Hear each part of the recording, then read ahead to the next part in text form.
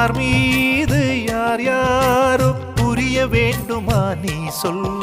என் காதல் ரெண்டும் பூச வாய் சொன்னதென்ன நீ சொல். அந்த நேரம் என்ன பேச அறியாது போனே நீ சொல்.